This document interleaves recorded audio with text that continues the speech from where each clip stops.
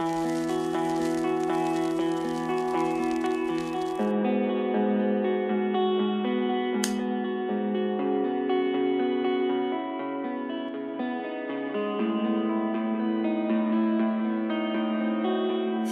ai đó ghé đây mượn bờ vai mỗi ngày, lúc bấp bênh rối bời, lúc chán chê cuộc đời.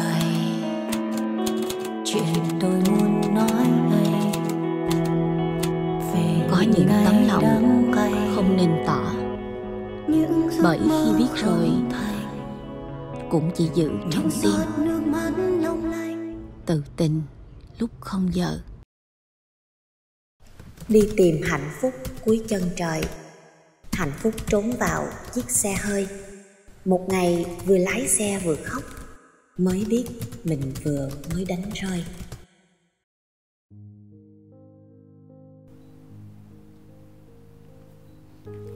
Đạt!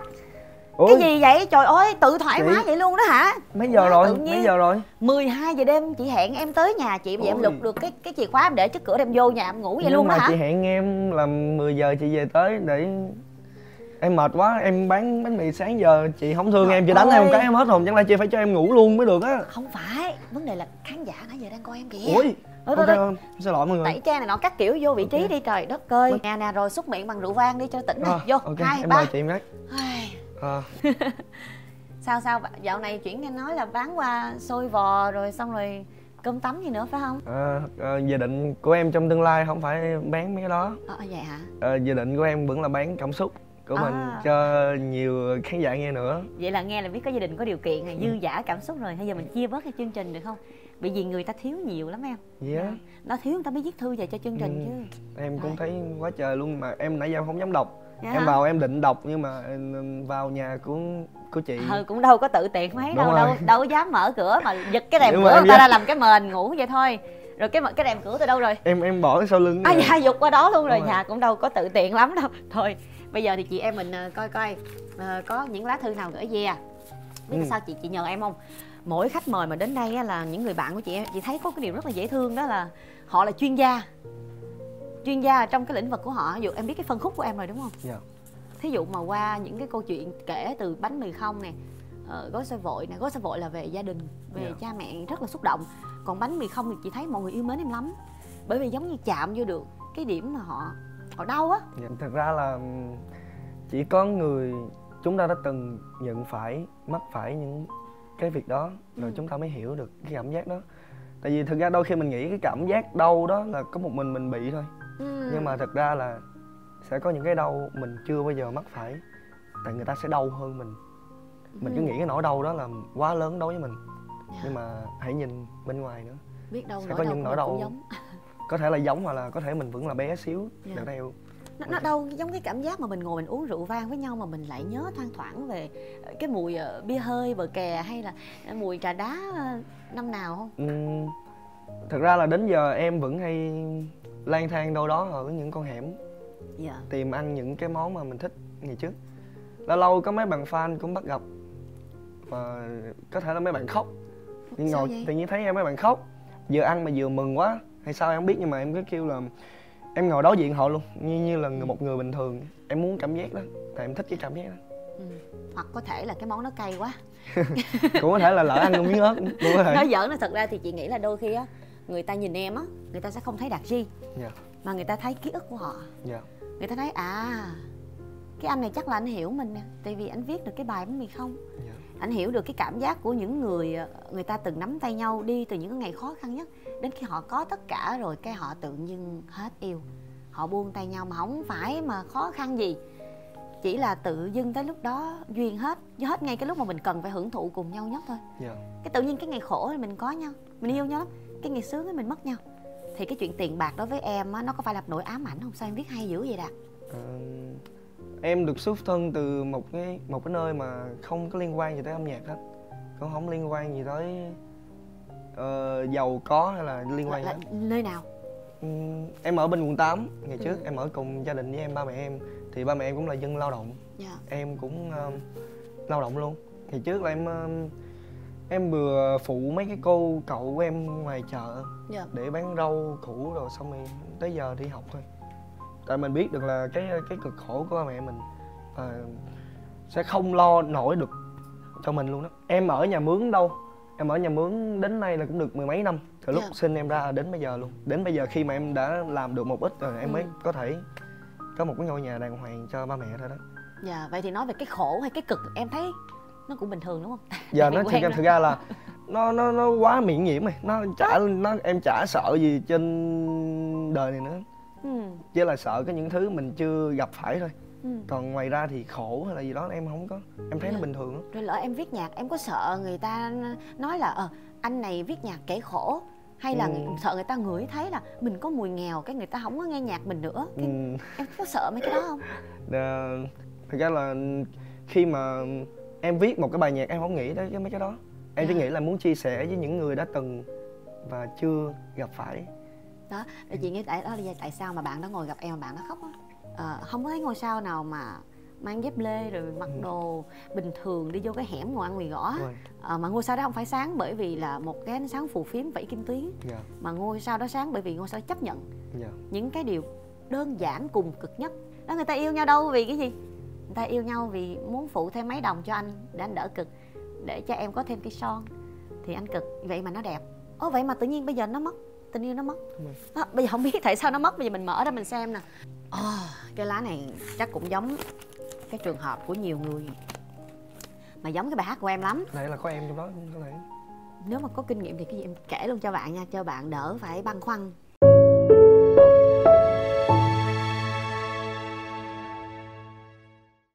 Xin chào chị, em đang xem kênh YouTube của chị, chương trình của chị hay và đúng với cảm giác của em. Cảm giác mà chia xa người mình yêu không dễ dàng chút nào. Năm ngoái em tốt nghiệp đại học, em đã có công việc ổn định và có một mối tình hạnh phúc. Nhưng cuộc sống này không dễ dàng như em nghĩ, vì gia đình em có biến cố. Chỉ là một cậu sinh viên mới ra trường, lúc đó em hoảng loạn. Nhưng may sao là cô ấy vẫn ở bên cạnh và động viên em trong công việc và cuộc sống. Yêu em rất là chân thật. Khoảng vài tháng sau em dọn sang ở chung với bạn, rất là vui vẻ. Em cũng suy nghĩ về buồn về gia đình, cố gắng tập trung và phát triển sự nghiệp. Em cứ ngỡ là phải cố gắng để gia đình và cô ấy được tốt và được hạnh phúc nhất. Nhưng em bị áp lực quá nhiều từ gia đình và công việc. Có những lúc em mệt mỏi nhưng mà bên cạnh em luôn có người mà em yêu. Em cảm thấy hạnh phúc vì điều đó chứ.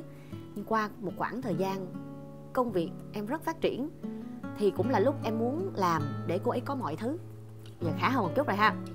Nhưng em không biết là qua khoảng thời gian em tập trung về sự nghiệp cũng là lúc mà cô ấy cảm thấy trống vắng vì không có em bên cạnh và chăm sóc như trước đây nữa. Giữa em và cô ấy đã có rất nhiều xích mích, bắt đầu từ những chuyện nhỏ xíu. Nhưng bản thân em rất yêu cô ấy nên nhường nhịn và im lặng, vì chả có cô gái nào chịu bên em như cô ấy đã từng cả. Những lần đi làm muộn về hay những lần đi ăn với khách hàng, cô ấy luôn chờ em về. Cứ như vậy nhiều tháng liên tiếp em đã không biết cô ấy đang cô đơn và bắt đầu cảm thấy thiếu thốn vì không có em. Đã làm cho cô ấy dần dần mất đi cảm giác yêu. Em thì tập trung vào công việc nên chẳng có thời gian chăm sóc, nên đã để cho cô ấy đi chơi với bạn bè. Qua thời gian cô ấy thích chơi với một bạn nhiều hơn hay thay vì ở với em. Em chán nản và mất cảm giác yêu. Trong một lần đi đám cưới, bạn của cô ấy thì đã để ý một người khác và thường xuyên nhắn tin. Sự nghi ngờ của em đã dẫn đến sự ghen tuông. Có nghĩa là đi đám cưới thì con bé này gặp một người khác nữa, thì thấy có vẻ rất thân mật nên bạn này ghen tuông. Và em tìm mọi cách để cô ấy không nói chuyện với người ta. Sau khi cô ấy biết thì đã nhất quyết chia tay em. Những gì em làm là để cô ấy sau này được hạnh phúc mà. Vì sự chán nản và cái tính ngang bướng mà em chẳng còn cơ hội nào để quay lại. Dù vẫn liên lạc và gặp hàng ngày, em cũng chẳng thể níu kéo được. Em buồn và thức khuya mỗi đêm, nhậu nhẹt tàn phá bản thân, công việc thì xuống dốc. Giống như em đã từng nghe, khi ta quá tập trung vào sự nghiệp thì tình yêu của chúng ta chẳng thể nào níu giữ. Có lẽ cô nói đúng. Ngay bây giờ trong một MV nào đó em đã xem, đã ấn tượng một câu em không hối hận vì anh đã làm việc chăm chỉ, nhưng là điều khiến anh hối hận là đã không thành công sớm để em đợi. Anh xin lỗi là câu mà em ấn tượng nhất. Nếu thành công sớm hơn thì em đã không đánh mất cô ấy, và nếu em được lựa chọn em sẽ quay về lại để chia sẻ cho cô ấy không chán em như bây giờ. Dù chị có đọc hay không đọc thì em vẫn thích các câu chuyện này vì em thấy được nỗi buồn của em. Cảm ơn chị. Rồi, đó là một câu chuyện chung trong rất là nhiều những câu chuyện mà chị đọc được. Em thấy nó chung ở điểm nào và khác với em ở điểm nào? Một câu chuyện khá là nhiều người gặp phải. Nó giống như em chắc còn 80% trong câu chuyện này. Em đã đúng là ngày trước khi mà mình chưa có tiền thì mình ước mình có tiền. Mà khi bây giờ mình có tiền rồi thì mình ước là muốn mình đi, mình muốn thấy mặt người đó, giống như nó giống như là khi ngày trước á muốn ăn một cái quán đó thì phải suy nghĩ đến 1 tuần để mới có đủ tiền để dẫn bạn đi ăn. Còn bây giờ thì muốn ăn cái gật đầu, giờ nào lúc nào cũng có thể ăn được. Ý là thực ra nó chỉ còn là ăn thôi, là giống như muốn đi ăn thì nó chỉ còn là ăn thôi.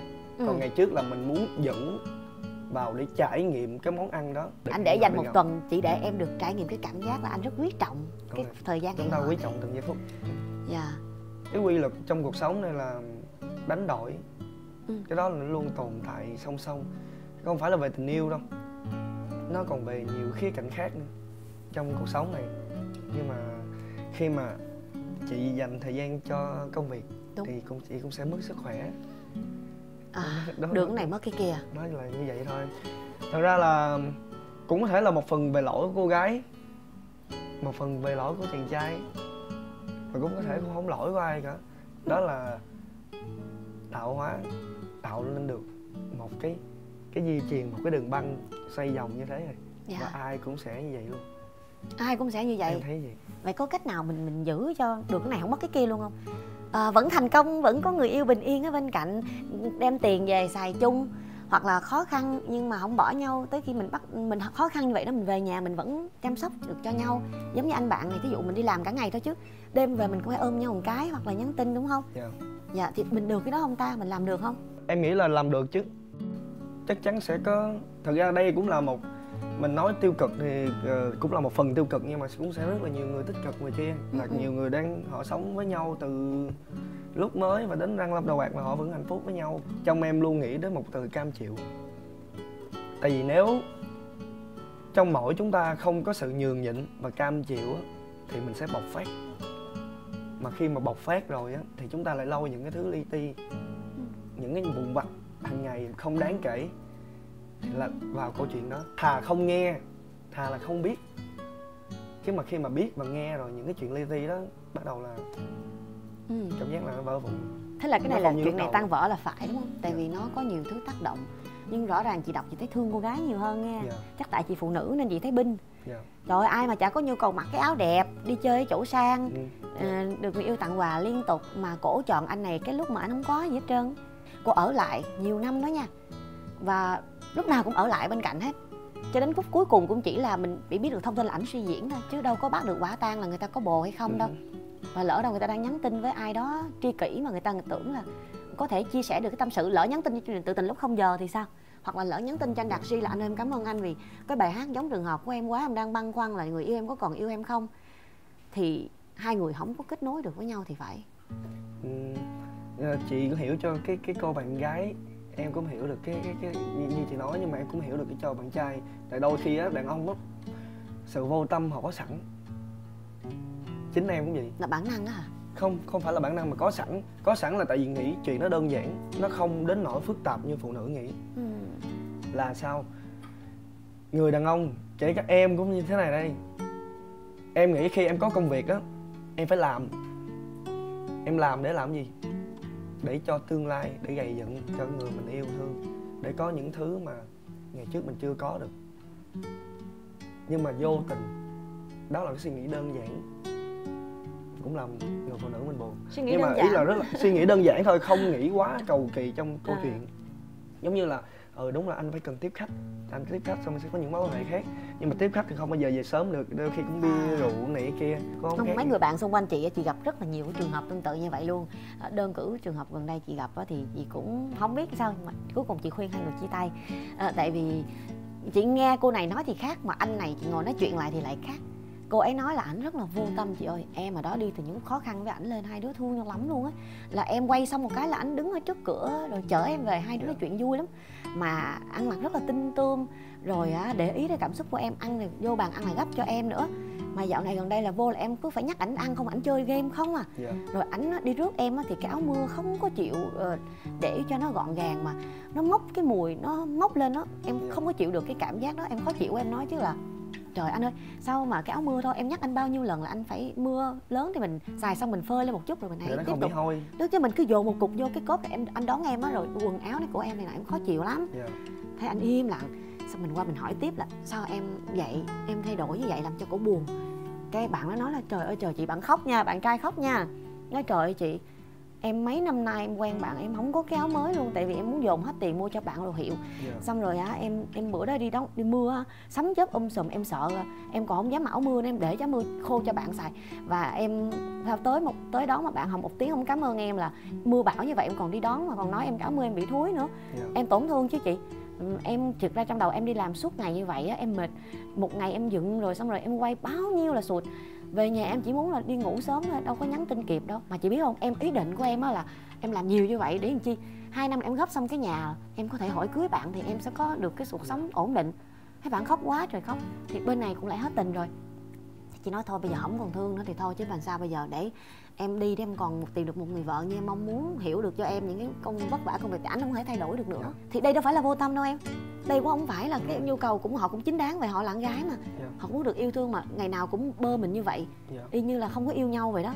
Có người yêu như là không được nhắn tin, không được đón, cũng không được nói chuyện, rất khó giao tiếp. Thì chị rất là hiểu cho cái câu chuyện này, nhưng mà đâu có thể nào đưa người ta lại với nhau được em. Duyên đã hết rồi phải không? Em nghĩ là ít khó ai làm được là ngồi lại cùng nhau mà để nói ra những cái chuyện đó đó. Nói ra tại sao em lại nói anh là áo mưa này kia. Có, chị biết có nha, cũng là anh này. Anh nói, chị nói là em kể bạn nghe đi, em kể bạn nghe những cái nỗi khổ của em đi. Thì bạn nhắn rất là dài cho cô gái, bạn kể em biết không, anh rất là thương em, anh muốn để em mua nhà đó. Thì bạn gái lại nói với chị là chị ơi em nghĩ là anh đang tính với em á, tại sao anh lại kể ra cho em nhiều thứ như vậy, hay là anh nghĩ là em chưa thấy được những cái sự cố gắng đó. Bạn ngồi xuống nói với nhau cũng bị nói là ủa anh đang kể lể hay gì, anh mua cho em gói xô anh kể, mình ăn bánh mì không anh cũng kể, anh để dành tiền mua cho em cái xe anh cũng kể, sau này anh định mua nhà cho em anh cũng kể. Vậy thì anh đâu có cố gắng ở trong lòng, anh đâu có thương em, anh chỉ muốn kể lể cho em nghe, anh dằn mặt em hay gì. Đó em thấy làm sao, cái khổ cho đàn ông không? Mà người đàn ông á thì làm mà không có nói được đâu. Ít khi mà nói ra cái cảm xúc của mình lắm. Đó, để được cái ống heo mỗi ngày nhịn ăn nhịn uống tình cảm của anh bỏ vô được cái ống heo, tới ngày chuẩn bị cái nhẫn không còn em để trao nữa rồi. Thì đó, hiểu gì? Dạ, lúc đó thì mình thương cô gái hay là thương chàng trai thì cô không biết nữa, thấy thương cả hai, thương cái cuộc tình đó. Mình không thể nào mà thương một phía nào được. Khi mà bạn lo được cho bản thân bạn trước thì bạn mới lo được cho những người xung quanh được. Cái câu đó em hay được nghe nhưng mà nó rất là thực tế. Thì giống mình đi máy bay gì đó, mình phải chụp cái oxy cho mình trước, mới chụp oxy cho trẻ nhỏ và những người xung quanh. Bạn lo cho bản thân bạn trước đã, cho nó đàng hoàng tử tế, cái mình mới tự tin. Thì Đạt nói cũng đúng, thời gian đó ai bên cạnh mình cảm ơn, mình cũng sẽ đáp lại cho người ta, mình thấy được cái nỗ lực mà. Nhưng mà lỡ ông ta bên cạnh mình, thôi mình tập trung sự nghiệp đi ha. Ai cũng sẽ mong là khi chia tay xong ai cũng mong là nhiều năm nữa cũng sẽ gặp lại, mà với một cái tư cách nào đó khác hay là gì đó. Có những hôm em có gặp lại bạn gái cũ em cũng gần đây, mà bạn đi làm phục vụ ở một cái nhà hàng, thì bạn thấy bạn tránh. Gì kỳ vậy? Em không biết, có thể là bạn mắc cỡ. Mà cái hồi xưa lúc mà em khổ là bạn ở bên cạnh em đúng không, hay bạn né hay sao? Không, ngày xưa là bạn cũng ở bên cạnh em một thời gian, và vấn đề nằm ở chỗ là gia đình của bạn cấm không đồng ý cho em quen bạn. Tại lúc đó gia đình bạn cũng hơi ok xíu. Em thì tại em xăm mình đó. Có thể là do em xăm nè. Rồi lúc đó em là còn đi giao hàng. Cái hôm đó là cái hôm mà mẹ bạn gái đang lau nhà. Rồi em bước chân vô thì mẹ bạn gái nói là chân của em bẩn, đợi lau xong khô nhà hãy bước vô. Rồi em bị tổn thương em đó không? Bị từ lúc đó nó là một cái nỗi ám ảnh khá là lớn, cú sốc tinh thần luôn. Chị hiểu những cái câu thoại đó thực ra chỉ có trong phim thôi, em từng được xem. Mà lúc nhỏ đó, cái thời đó là mình khi mà bị ai xài xể về cái chuyện nghèo nàn của mình là mình đã muốn khóc rồi. Tuổi nó không đáng. Mình thực ra đôi khi mình nghĩ mình không đáng nhận, tại thật ra mình có một trái tim sạch. Mình yêu người ta thật lòng, mình cũng đang cố gắng. Rồi em cũng mắc nợ, rồi em cũng xin qua bên đó ở một thời gian. Thực ra lúc đó cái chiếm 10 triệu thôi, Mà 10 triệu lúc đó với một thằng nhóc như em nó quá lớn đi. Không, chị là mẹ của bạn, chị cũng gai lắm chứ bộ. Em đã qua nhà người ta ở rồi, em quen con gái người ta nữa. Em xin ý là ở tầng dưới, ý là không, ở nhà đó có mấy tầng lận. Khi mà ở trong đó thì có hai cái luồng suy nghĩ trong đầu em là mình đang bị xem thường và mình đang được yêu thương. Dạ. Nó ghê lắm. Nó mâu thuẫn nội tâm. Nó mâu thuẫn nội tâm khủng khiếp luôn á. Khi mà không còn quen nữa, bắt đầu em cố gắng nhiều hơn. Em lúc đó em buồn mà em đâm ra em viết là nhiều, em viết nhiều lắm luôn. Em viết em không biết viết viết thật lắm luôn. Thật sự rất là thật luôn. Cái chuỗi đó là cái khoảng thời gian từ một cậu bé để trưởng thành. Thời kỳ quá độ, từ đàn ông sang đứa trẻ sang đàn ông. Đó, nó em không biết em lúc đó em là ai luôn. Em hơi lúc đó cũng rất là phá phách luôn. Kể cả khi mà em đã được một bài hit rồi, buồn của anh này kia, lúc đó em vẫn còn rất là phá phách. Tại vì em bất cần mà. Em nghĩ là trên cuộc đời này cứ thôi, tình yêu cũng chỉ đau thôi, yêu càng nhiều đau nhiều thôi chứ không có gì đâu. Lâu lâu á kiểu em vô tình em nhớ là cái câu của cái người mẹ nói: chân con bẩn đừng có bước vô nhà. Đó là lại bắt đầu ám ảnh tí. Bị giống như lúc đó bị tự ti về cái đó luôn, vì tự ti về. Rồi lúc mà em gặp lại người ta trong cái nhà hàng rồi người ta né em rồi em có nói chuyện không? Em muốn dành một nụ cười cười thân thiện hay em cười khẩy lắm luôn á. Em muốn gặp cười và hỏi thăm lắm luôn á, nhưng mà bạn né, bạn không có ra. Vì khoảng thời gian này á, ngồi nghiệm lại, ngồi suy nghĩ lại á, thì lúc đó là trách bản thân mình. Đừng có trách người ta. Đúng rồi, thật ra đó bác không nhiều khi không có thấu bụng đâu, nói thẳng thì cái nhà đang ướt, em ướt bước vô nó sẽ bị loang cái vết chân ra. Ngày trước thì còn bé còn nghĩ lúc nào cũng trách người ta, thì tại người ta đó, tại người ta gieo trong đầu con vậy đó, con nên con không có gì vậy nè, ai được. Tại em không chịu viết nhạc thành công sớm hơn. Trách bản thân mình trước là tại sao. Đáng lẽ là lúc đó mình có thể nếu cố gắng nhiều hơn nữa mình cũng sẽ kiếm một công việc đó xịn sò hơn. Viết nhiều hơn nữa, tập trung nhiều hơn trong cái sự nghiệp mình thì có thể rồi nó cũng sẽ đến sớm hơn. Rồi cũng dành một lời cảm ơn. Tại vì thật ra người ta cũng đã cu mang mình mà. Đúng rồi. Chứ đâu phải là người ta làm gì đâu. Nếu mà người ta thật sự ghét em, không để cho em bước chân vào. Đúng. Để mà cùng bảo bọc em một khoảng thời gian dài như vậy. Quay trở lại thì mình vẫn giữ cái tình cảm tốt với những ai đã từng tử tế với mình. Mặc dù là mình phỏng đoán thế nào, mình suy diễn thế nào, mình nói người ta phản bội, mình nói người ta quay lưng kệ, nhưng những cái hành động tử tế đó nó vẫn còn ở trong trái tim mình, rất là ấm áp. Nên thôi thì mình giữ mấy cái cảm giác ấm áp đó thôi, giữ làm chi những cái gia vị chua cay. Và cảm ơn em vì em đã trải lòng cùng với chương trình Tựa Tình Lúc Không Giờ. Thì cũng quá nửa đêm rồi chị, em thấy em ngày mai phải bán bánh mì nữa phải không? Đi phải xôi giò phải không? Mai bán sớm đó. Nói chứ em thích cái phòng giống vậy, chị biết nhà em cũng trang trí tương tự thôi. Thì không biết là cái hũ nến trên bàn em có thích không à? Đây cái hũ này là của em nè, em mở ra coi, của Candle House, dành tặng riêng cho Đàn Ri. Thank you. Hợp với tính cách của em, hy vọng là em sẽ về đốt nến nè. Em có thích không? Thích, em rất là thích. Em cũng nhà em cũng hay có để những cái mùi. Em hay để mùi xả nữa. Mùi xả với lại để ốc kế bên. Cái con ốc biển á. Để nồi ốc á. Trời đất ơi, thì ra là ổng ăn ốc, ổng để cái nồi làm như tưởng là tâm hồn lãng mạn lắm. Được rồi, thôi không bấy thì bây giờ sẵn đang có Đạt Ri ở đây thì mình bánh mì không một cái cho vô cái vấn đề, được không?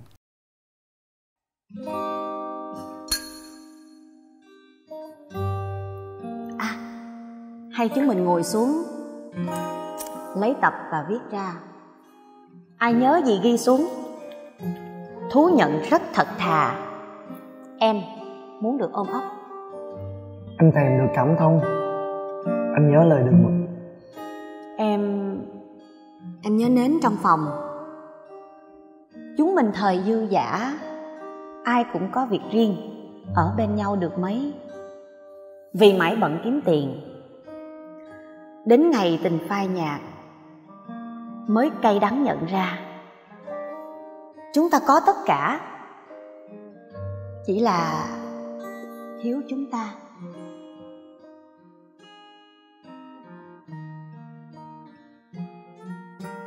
Khi mà không còn yêu thì đêm nào ta cùng say, vì không còn ai gọi ta về máu thân máu.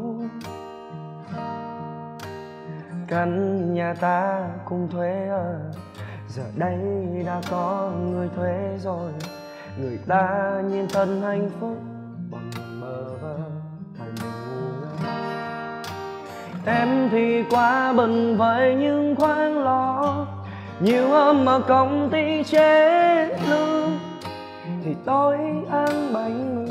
Bánh mì không có thịt nha. Tay cầm đơn cầu mong manh, có công viên mới phụ em lúc khó khăn. Những ngày than rất căng, nhớ xưa còn nói nếu lúc mình giàu hai ta có nhà lầu và thêm xe hơi có đủ tất cả màu. Chiếc xe cùi bấm bé bánh ngoài đường, hai ta thấy bình thường. Dù mồ hôi tuôn rơi nhưng có nhau đời thêm vui. Nhớ xưa mình thích những món lề đường, hủ tiếu gót và mì gói nước sôi, thêm cay trứng gà. Đến đây điều ước cũng đã thành thật, thành phố mỗi lúc càng chờ ta mất nhau, dễ gì gặp lại nhau. Rối ren như trật tự giao thông đường phố, lạc nhau rồi thôi đừng cố. Đèn xanh đèn đỏ rồi tới vàng, mà dừng hay là chạy thì chuyện buồn ta vẫn mang. Tiếng rau thân thuộc của những quán quen xưa, mỗi lần nghe thấy lòng như cắt như cưa. Nhiều tiền anh biết bọn mình được ấm no, mà tiền nhiều như thế nên tình cảm mình hóa cho. Ta sợ mình đói nên lao vào kiếm ăn, rồi trái tim ta lạnh hơn một tiếng băng. Ta vẫn chưa rõ tại sao mình thay đổi, không ăn cùng nhau nhiều công việc nên hay vậy. Có những bản nhạc không nên hát cùng nhau, vì khi bài nhạc cất lên thì cả hai người cùng đau. Lúc nghèo rất vui những năm tháng thăng trầm ấy, chứ không phải giống bây giờ anh mặc vest còn em diện váy đâu. Em thì quá bận với những khoan lo, nhiều hôm mà công ty chế lương thì tối ăn bánh mì. Tay cầm đơn cầu mong anh có công viên mới phụ em lúc khó khăn. Những ngày than rất cao, nhớ xưa còn nói nếu lúc mình giàu hai ta có nhà lầu và thêm xe hơi có đủ tất cả màu. Chiếc xe cùi bấm bé bánh ngoài đường, hai ta thấy bình thường. Dù mồ hôi tuôn rơi nhưng có nhau đời thêm vui. Nhớ xưa mình thấy những món lề đường, hủ tiếu gót và mì gói nước sôi, thêm cay trứng gà. Đến nay điều ước cũng đã thành thật, thành phố mỗi lúc càng chờ ta mất nhau. Câu chuyện cười thật đau, em thì quá bận với những khoan lo, nhiều hôm ở công ty chế lương thì tôi ăn bánh mì. Tay cầm đơn cầu mong manh, có công viên mới phụ em lúc khó khăn. Những ngày tan rất căng,